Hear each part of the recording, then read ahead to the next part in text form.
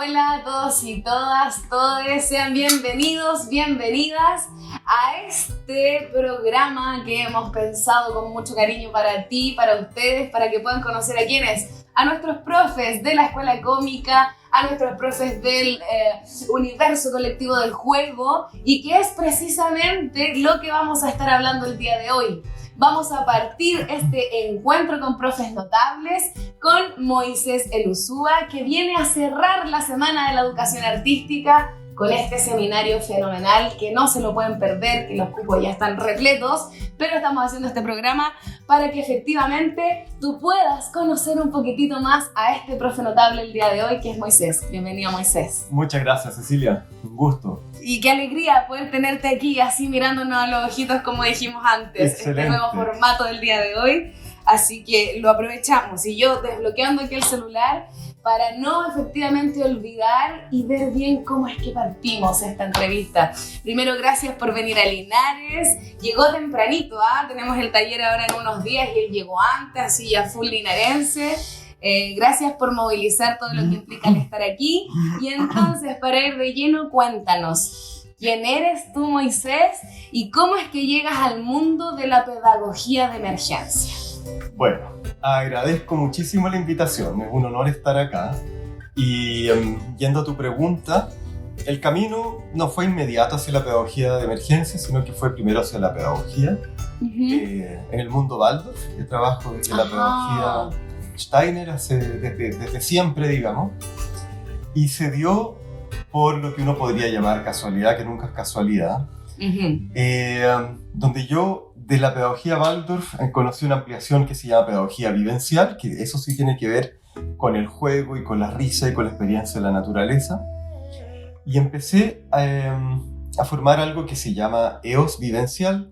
Ahí conocí a Robert, y desde ahí un día supe que había un alemán que había fundado la pedagogía de emergencia y que lo podía conocer. Yo sin saber, sin tener idea de esto, hace unos 10 años.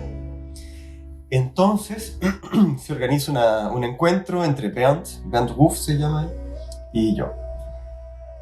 Y conversando él me cuenta lo que es la pedagogía de emergencia, que tocó mi corazón y mi voluntad, donde en pocas palabras es ocupar métodos pedagógicos, por ejemplo métodos Waldorf, pero también métodos generales pedagógicos que hagan sentido en situaciones donde haya niños y adolescentes donde tengan una situación de un carácter traumático. Entonces se mete la luz de la alegría y del arte en un momento de eventual oscuridad. Y eso me hizo profundo sentido. Y este Bernd Ruff me dice: ¿te gustaría ir a Kenia la próxima semana a un campo de refugiados? Dijiste, no, imposible. Dije, no, Déjame ver la agenda. Tengo el estilista. Claro, no, justo tengo peluquería. Yo dije, pero por supuesto que sí. Entonces me tocó meterme un litro de vacunas diferentes para ir, porque íbamos a ir a un lugar muy fuerte, no se podía ni tocar el agua, ¿no? O sea, claro. Y ese fue el inicio. Si de pronto pudieras hacer, perdón que te interrumpa, así como un insight geográfico para quienes a lo mejor no sepan dónde o más o menos por dónde está Kenia. Ubica en la muralla china la Torre Eiffel, entre medio. Está en África, lo que se llama el Cuerno de África, con vista al mar hacia la derecha, mirando el mapa. La capital es Nairobi, hablan Kiswahili, inglés y múltiples dialectos. Todavía tienen una vida de tribus y de una gran ciudad, ¿no? Y ahí se trataba de ir a uno de los campos de refugiados más grandes y más antiguos, que se llama Kakuma Camp. Entonces ahí vienen de diferentes partes, y nosotros estamos en la parte que se llama el centro de recepción, donde llegaban directo, ¿no? los inmigrantes. Entonces a ese lugar te invita y te dice, bueno, ¿quieres ir a Kenia? Claro. A ese lugar va, más o menos, para que no hagamos ahí la imagen. Sí. Con un equipo de pedagogos, médicos, artistas, en el fondo, sería ese el equipo. Y ahí ya entraste de lleno o comprendiste claro. en lo vivencial cómo funcionaba la metodología. Y fue una experiencia, bueno, potente, que en el curso vamos a saber un poco de eso. Y después vinieron intervenciones en Irak, en Nepal, en México, en Chile organicé algunas. Y así me fui metiendo. Buenísimo. Y entonces en esto ya sabemos que, no recordé el nombre del señor alemán, pero sabemos que él ya es un referente importante, pero además en esto que tú llegaste, ¿cierto?, a la pedagogía de emergencia, vamos a una pequeña de máster, pero eso es como un hito en tu camino, ¿no? Antes de llegar a eso, ¿quiénes fueron tus referentes o cómo? Porque dices, tuve la posibilidad de, bueno, de seguro tuviste esa posibilidad porque antes venías construyendo un caminito, ¿no? Claro. Entonces eso, quisiéramos saber quiénes son tus referentes en el mundo de la pedagogía, en tu caso.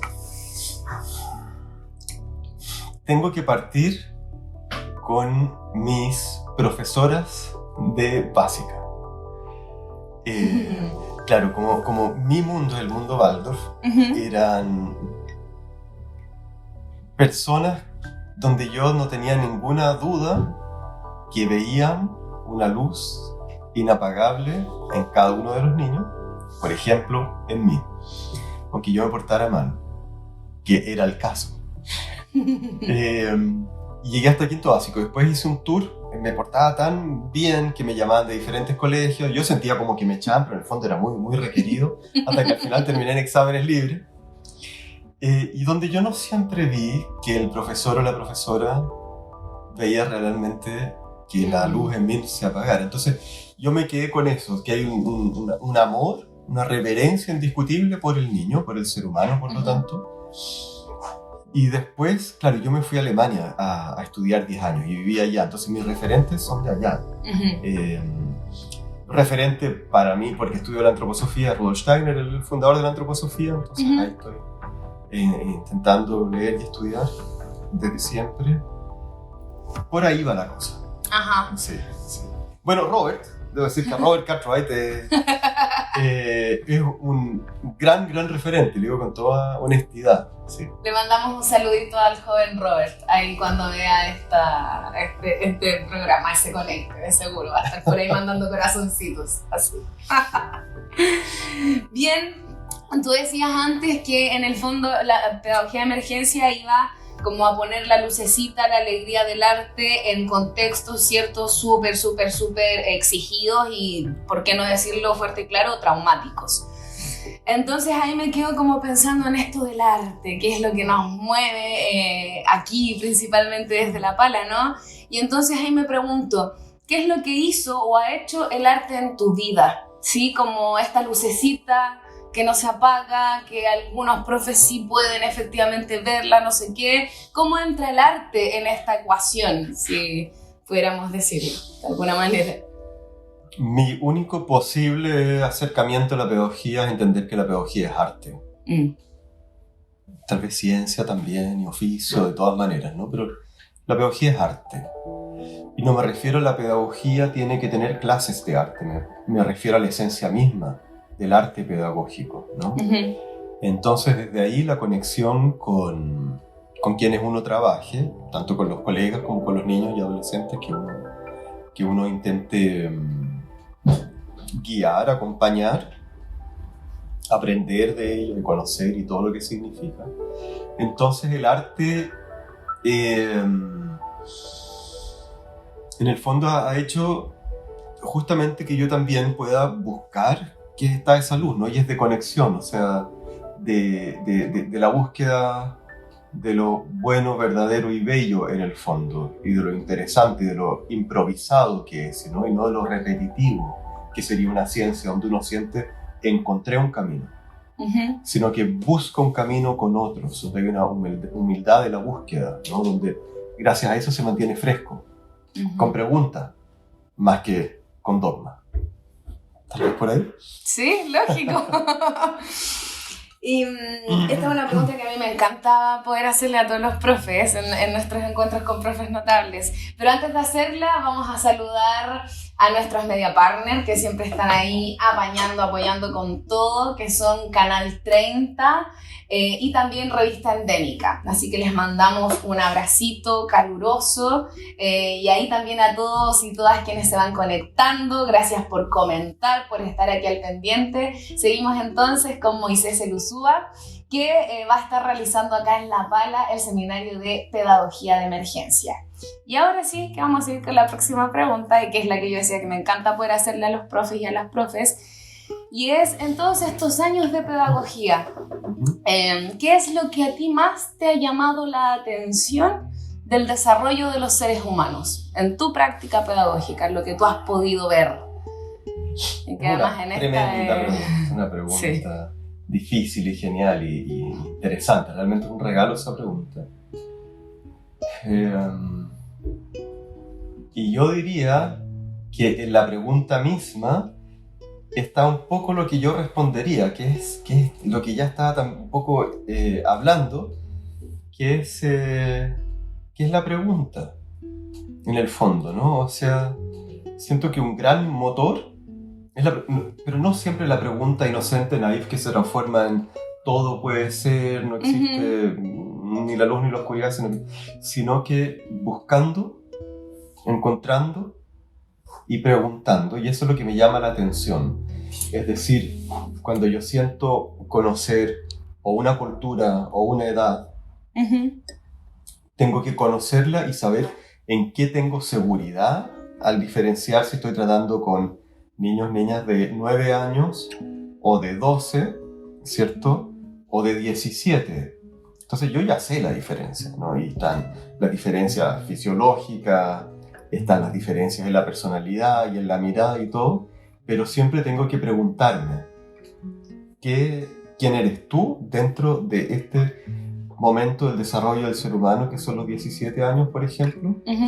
Y qué yo sé, por lo cual tú estás pasando, porque eres parte de ese momento del desarrollo, ¿no? Entonces, la pregunta individualidad, grupo, por ejemplo. Tal vez ahí podría ser un inicio de respuesta, ¿no? Ahora puntualizando para, no sé, aquellas personas que no se alcanzaron a inscribir en el seminario, que, insisto, cupos llenísimos, éxito total, pero que de alguna manera igual, bueno, o se iban a inscribir y algo pasó, pero que les gustaría saber, así súper concreto, qué es lo que va a pasar, por así decirlo, lo que se pueda contar, porque sabemos que la presencialidad tiene ahí su maravilla, ¿no?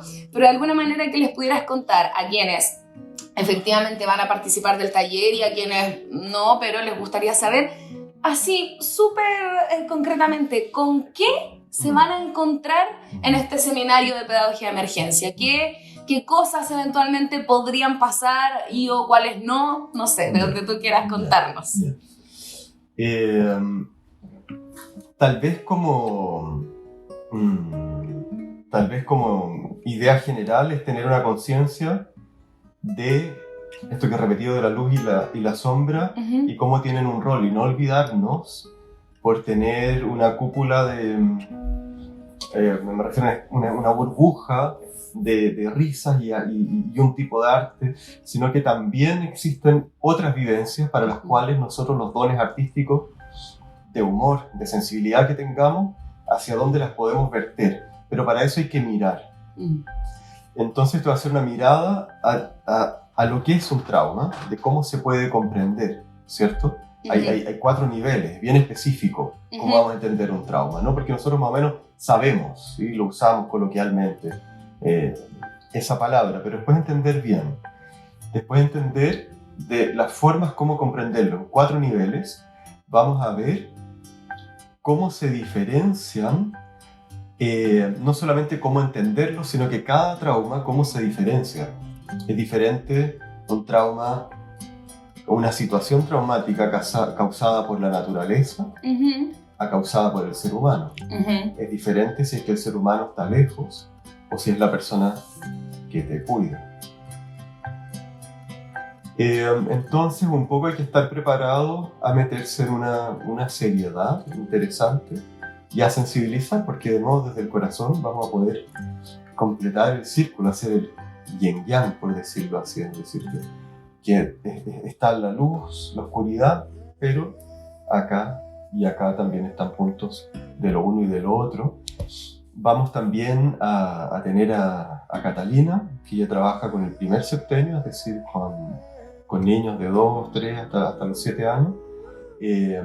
Donde hay una forma especial de trabajar, la cual yo no manejo y ella es una experta, entonces también va a aportar con esa edad, que es muy importante, muy importante. Y yo voy a hablar más del segundo y tercer septenio, es decir, más o menos desde los 7 hasta los 18 años, 21 años. Vamos a ver algunos métodos y vamos a entender cómo el carácter artístico de este juego, de este ritmo, de esta actividad puede influir y de qué manera, bien exacta, concreta y en el fondo científico-humanista, cómo esto funciona para tal y tal situación y con qué tengo que tener cuidado, ¿no? O sea, mucho de la pedagogía necesaria es qué dejar más de qué meter. Y vamos a compartir, vamos a conversar.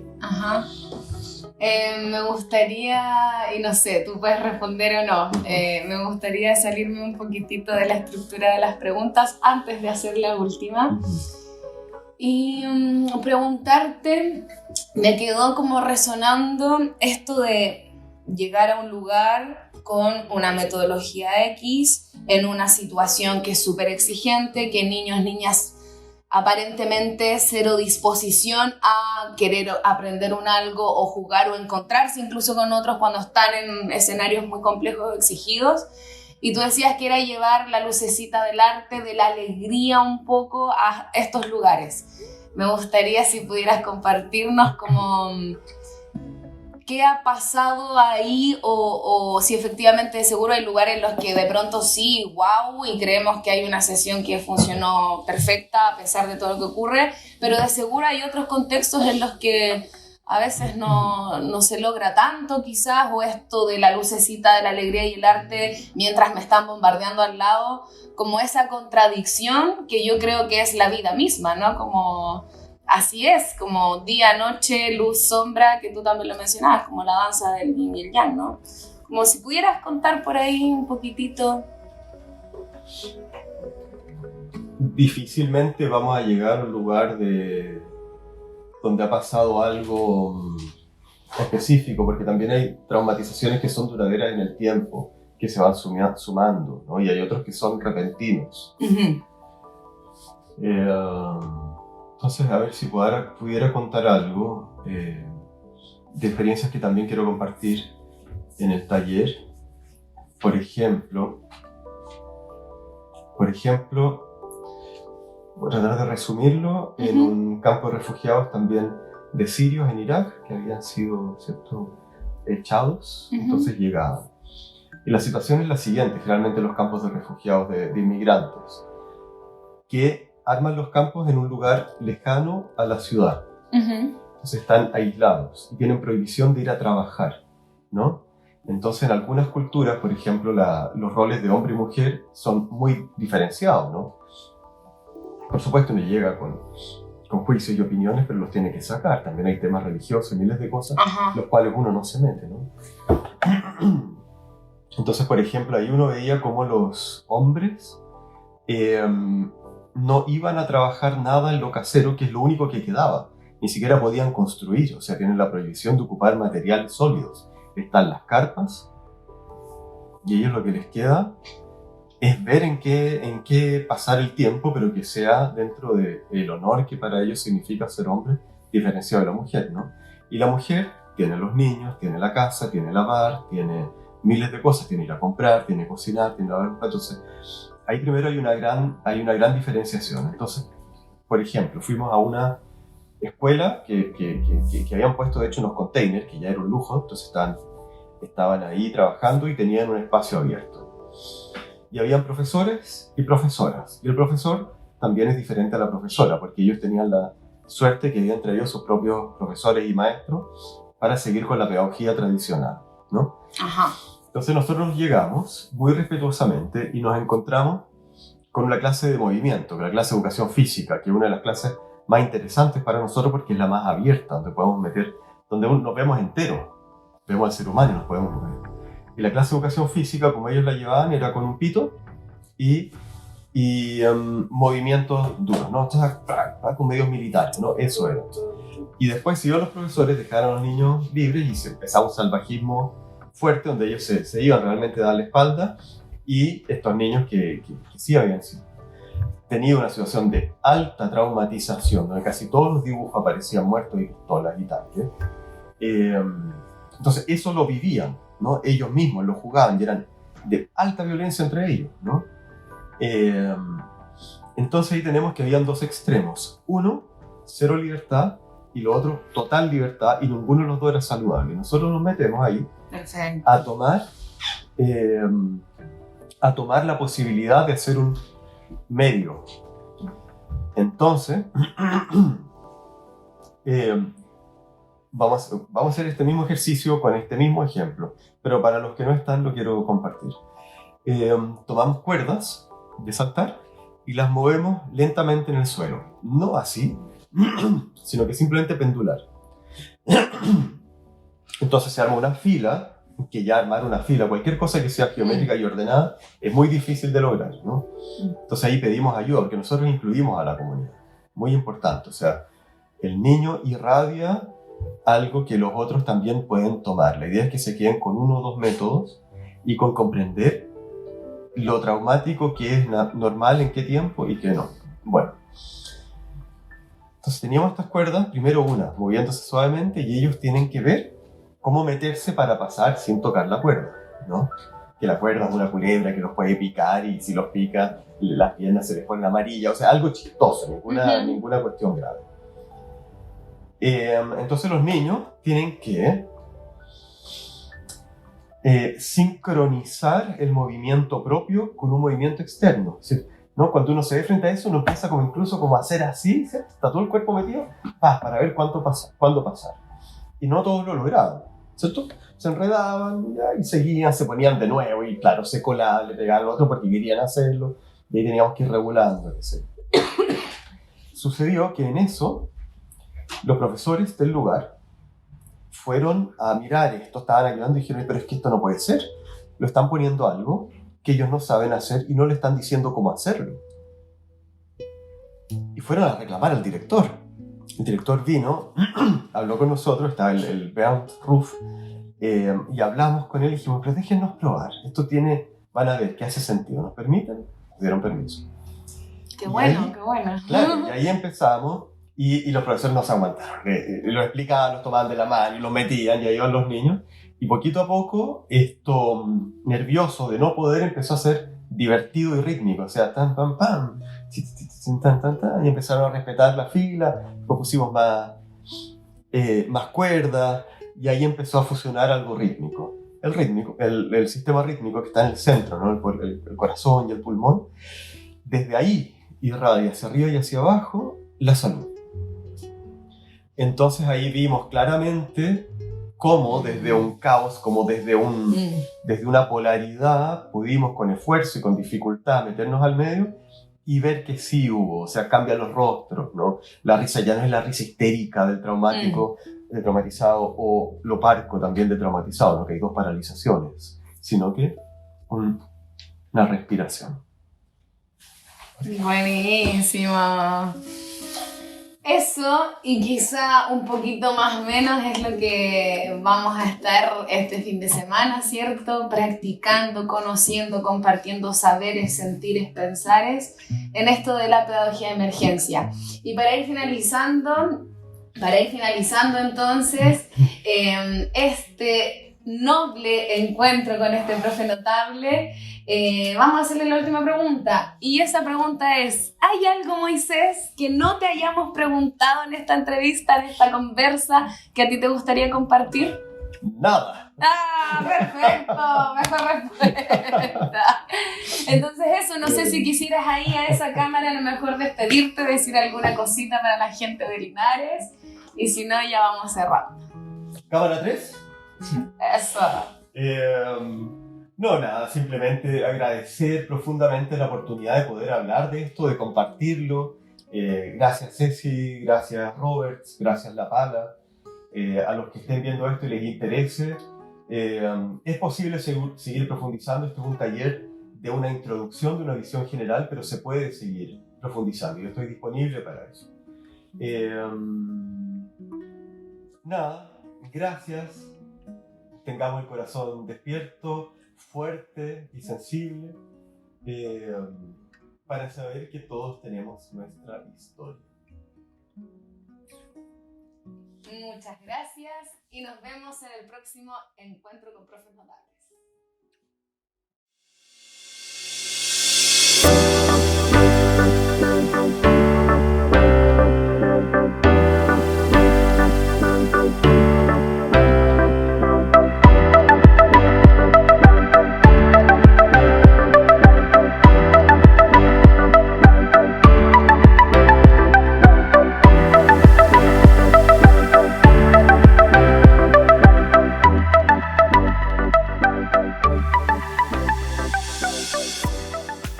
Ministerio de las Culturas, las Artes y el Patrimonio. Gobierno de Chile. Chile avanza contigo.